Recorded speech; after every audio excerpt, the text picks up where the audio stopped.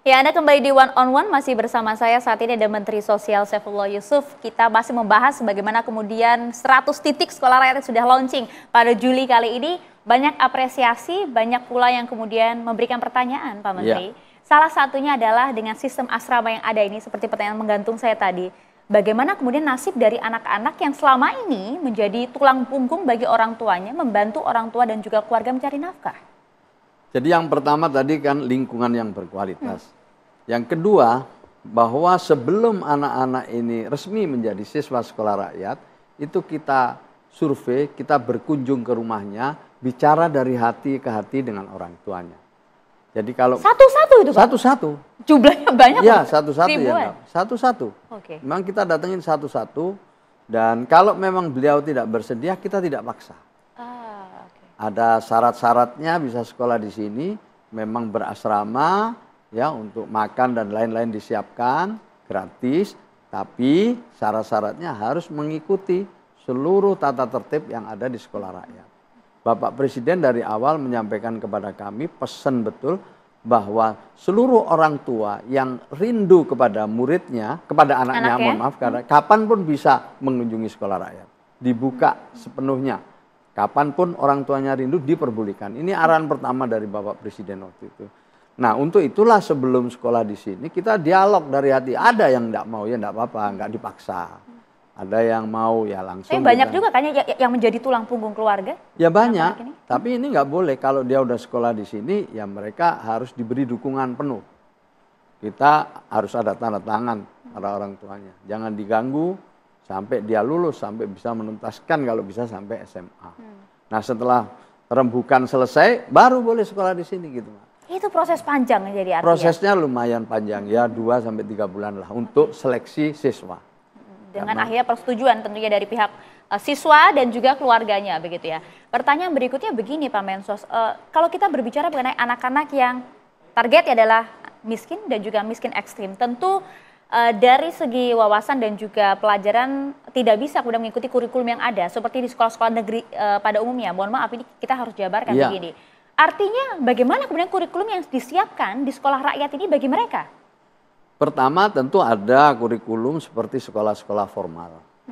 Tetapi sebelum itu ada masa-masa matrikulasi, masa orientasi, karena tidak ada tes akademik, yang ada adalah talent mapping. Ya, talent mapping. Dari sinilah dimulai semuanya ini. Istilahnya Pak Nuh itu menggambarkannya sederhana.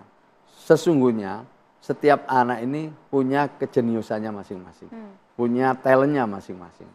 Kalau burung jangan disuruh narik gerobak. Nah, kalau dia sapi jangan disuruh terbang. Kira-kira begitulah ya sederhananya. Maka itu ini berdasarkan talent mapping dulu diketahui.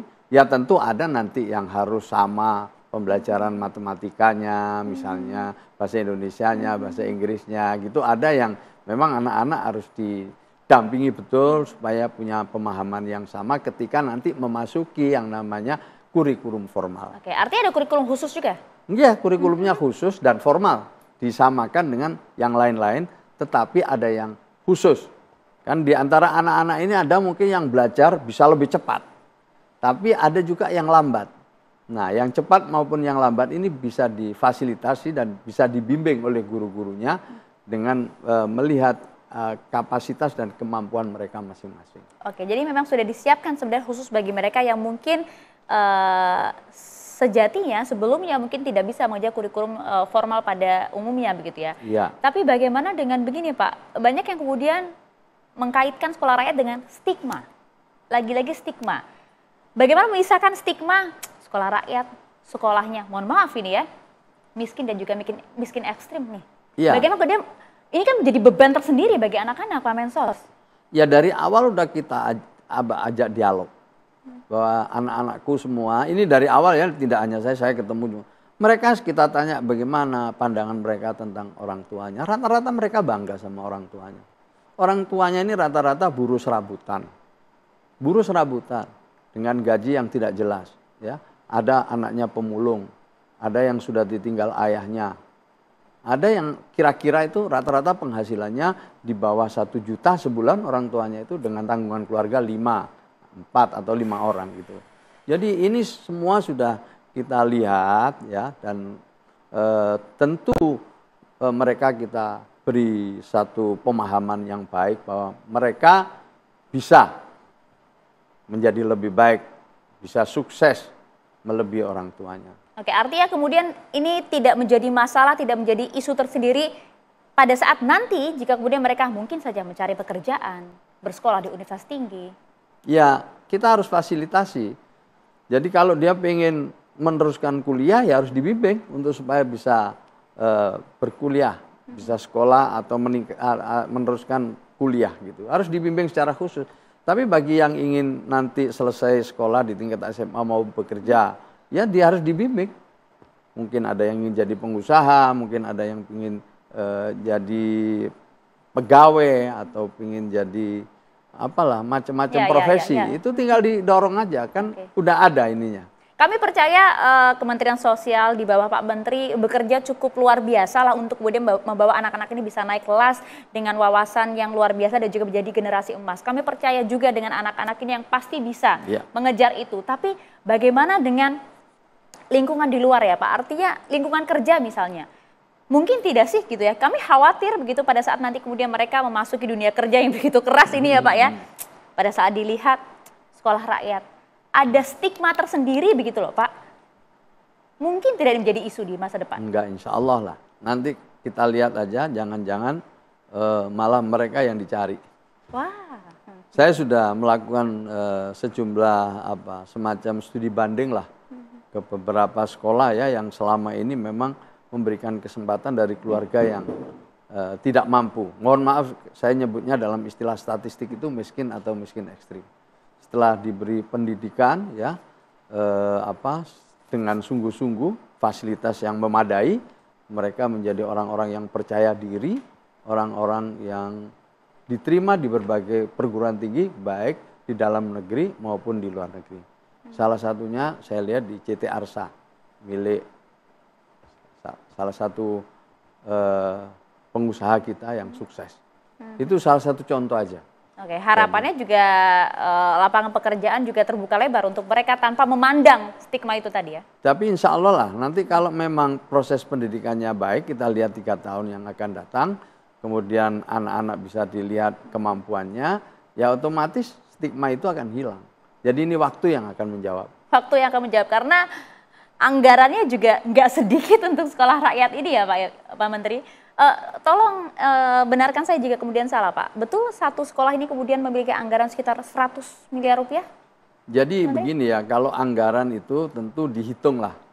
Dihitung dengan baik bersama Menteri Keuangan atau Kementerian Keuangan beserta dengan unsur-unsur lain yang mengerti betul tentang anggaran. Pasti. Tapi kira-kira begini, kalau saya memahami apa yang digagas oleh Bapak Presiden ini ingin mendorong wong cilik ini bangkit, itu dulu. Memuliakan wong cilik ini supaya mereka juga ikut berkontribusi di Indonesia Emas 45. Yang kedua, menjangkau yang tidak terjangkau. Yang ketiga, memungkinkan yang tidak mungkin, menghadirkan pemungkin-pemungkin baru. Ya, mereka ini kan sesungguhnya dalam tanda kutip putus asa. Tapi dengan adanya ini mereka semangat dan mereka tentu ingin memanfaatkan kesempatan ini. Kalau kita lihat baik. Juga fasilitasnya ini nggak main-main, ini fasilitas unggulan ini Pak. Ya, saya sampaikan bahwa ini memang untuk, mohon maaf sekali lagi, miskin ekstrim miskin. Tapi fasilitasnya seperti sekolah unggulan. Nah, dalam udah kami sampaikan juga ke DPR, dalam hitung-hitungan kami itu dengan segala keperluan anak-anak, ya tentu makin tahun makin turun karena ada pemberian laptop, ada seragam, dan keperluan-keperluan belajar lain itu kira-kira satu anak itu ya 48 juta setahun. Satu anak. Artinya itu anggaran juga sudah kemudian dihitung secara detail, secara betul, dan anggaran ini sebenarnya diambil dari mana Pak Menteri? Ya dari APBN. APBN. Kami terbuka aja, itu kan kita sampaikan kebutuhannya dan dihitung, dan kami kan diawasi. Tidak bisa menggunakan anggaran itu semaunya sendiri. Jadi ada indeksnya, ya kemudian ada hitung-hitungannya dan seterusnya yang pasti itu diaudit.